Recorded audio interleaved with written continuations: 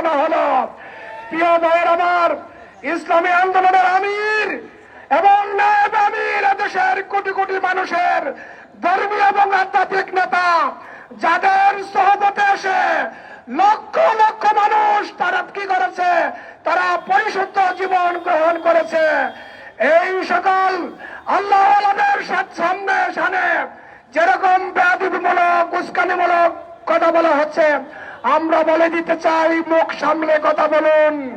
অন্যথায় দেশের জনগণ যদি ফুঁসে ওঠে, আওয়ামী লীগের মতো আপনাদেরও কি করতে হবে?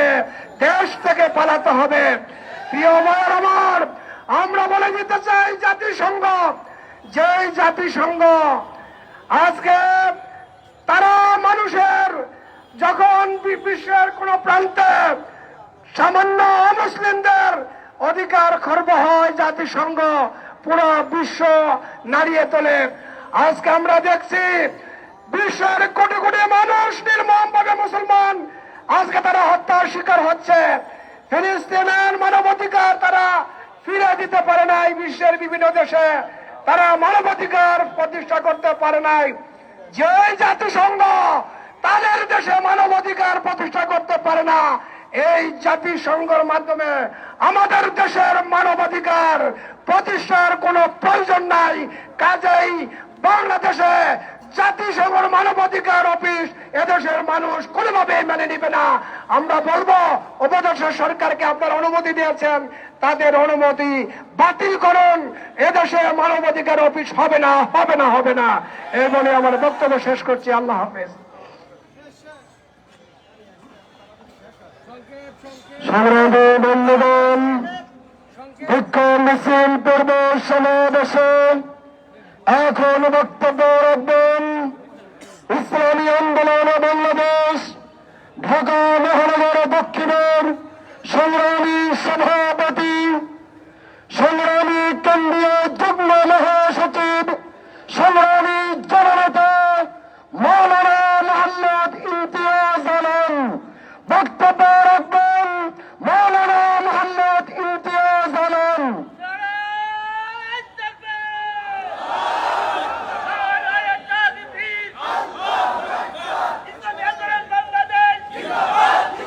বিসমিল্লাহির রহমানির রহিম।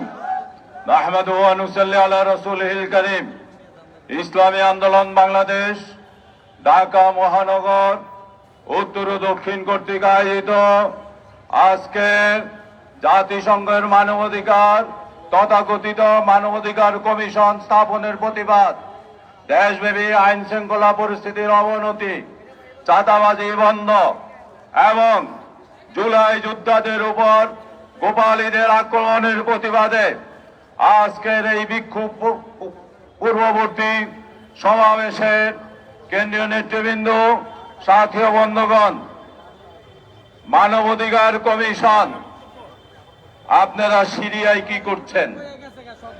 আপনারা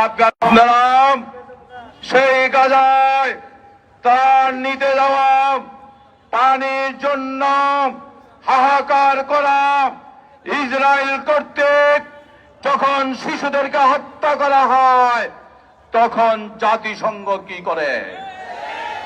এখনো তাদের কোনো পশম ছিঁড়তে পারেন নাই। আর বাংলাদেশে আসছেন মানবাধিকার দেখাতে। মানবাধিকার বাংলাদেশে দেখানোর দরকার নাই।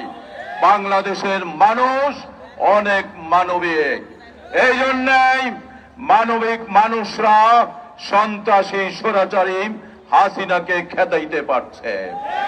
যেখানে সন্ত্রাসী আছে, জাতিসংঘ মেহেরবানি করে সেইখানে যান। এইখানের মানুষ দেশপ্রেমিক, মানবিক এবং এইখানের সংখ্যালঘু, সংখ্যাগুরু, হিন্দু, মুসলিম, বৌদ্ধ, খ্রিস্টান সবাই ভ্রাতৃত্ব বন্ধনে আবদ্ধ হয়ে হাজার বছর থেকে বসবাস করে আসছে। অতএব এইখানে মানবাধিকার কমিশন দরকার নাই। আর যাকে মানবাধিকার কমিশনের প্রদান করে পাঠানো হয়েছে, তিনি নাকি অমানবিক চরিত্রহীন। আমাদের চরিত্র নষ্ট করার জন্য এই মানবাধিকার কমিশন আমরা চাই না। চাঁদাবাজি বন্ধের জন্য আমরা মিছিল করেছি।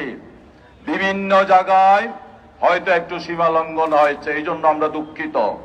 কিন্তু একটি দল সমাবেশ করেছে, সমাবেশ করে যারা চাঁদাবাজদের বিরুদ্ধে বলেছে তাদের বিরুদ্ধে স্লোগান দিয়েছে। আমরা বলতে চাই, ঠাকুর ঘরে কেড়ে আমি কলা খাই না। চরমনাই পীর ইসলামী আন্দোলন বাংলাদেশ এই দেশের জনগণ চাঁদাবাজের বিরুদ্ধে বক্তব্য দিয়েছে, সন্ত্রাসের বিরুদ্ধে বক্তব্য দিয়েছে, দখলদারদের বিরুদ্ধে বক্তব্য দিয়েছে। আপনারা চেতে উঠলেন কেন? আপনারা কেন চেতে উঠলেন? বোঝা গেল আপনারা কলা খাচ্ছেন। এই চেতাচেতি বন্ধ করুন। জনগণ যেইভাবে হাসিনাকে তাড়িয়ে দিয়েছে, আওয়ামী লীগকে তাড়িয়ে দিয়েছে ক্ষমতা থেকে, সেইভাবে কোন চাঁদাবাজি দলকে ক্ষমতায় যেতে দিবেন না। এই দেশের জনগণ অতীতে হিসাব নিকাশ পাল্টিয়ে দিয়েছে, আপনাদের বেলায় হিসাব নিকাশ পাল্টাতে কোনো ভ্রুক্ষেপ করবে না। দেশপ্রেমিক জনতাকে নিয়ে চরমনাই পিসাব আগামী নির্বাচনে ইনশাআল্লাহ লড়বে। আমরা পিআর পদ্ধতির নির্বাচন চাই। চাঁদাবাজরা পিআর পদ্ধতি বিরোধিতা করে, কারণ হলে পিআর পদ্ধতি হলে সকল মানুষের ক্ষমতায়ন হবে, চাঁদাবাজরা বুড়িগঙ্গায় ডুবে মরবে। এই জন্য তারা পিআর পদ্ধতি চায় না। আরেকটি কথা বলতে চাই, জুলাই যোদ্ধারা গোপালগঞ্জ গিয়েছে। গোপালগঞ্জবাসী আওয়ামী লীগ দোষরদেরকে প্রতিরোধ করে নাই। যারা হিংস্র প্রাণী, আওয়ামী লীগ তাদের একটি শাখা। বিশ্বব্যাপী হিংসাত্মক কার্যকলাপ যারা করে, আওয়ামী লীগ, যুবলীগ, ছাত্রলীগ তাদের একটি শাখা। গোপালগঞ্জবাসীদেরকে বলবো, আপনারা তাদেরকে বর্জন করুন। সুস্থ ধারার রাজনীতিতে আসুন, সুস্থ ধারার রাজনীতিতে আসুন। শান্তিপূর্ণ সমাবেশ করলে আপনাদের কোনো ক্ষতি হতো না, কিন্তু সেই বিবর্জিত, নিষিদ্ধ ঘোষিত একটি দলকে গোপালগঞ্জবাসী আশকারা দিয়ে এই পর্যন্ত অগ্রসর করেছেন। আমরা ভবিষ্যতে বলবো, আওয়ামী লীগ প্রশাসনে থাকুক, সচিবালয়ে থাকুক, যুবলীগ যেখানে থাকুক, তাদেরকে অ্যারেস্ট করতে হবে, বিচারের আওতায় আনতে হবে।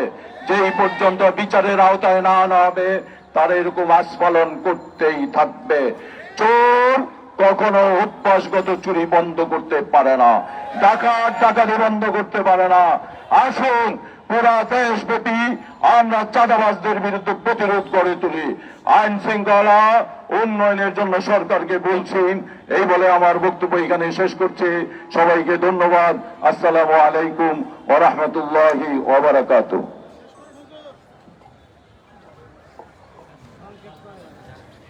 সংগ্রামী বন্ধুগণ,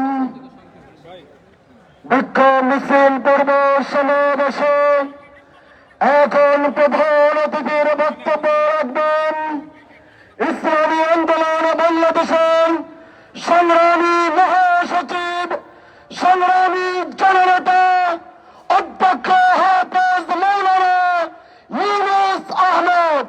বক্তব্য রাখবেন অধ্যক্ষ হাফেজ মৌলানা ইউনুস আহমদ।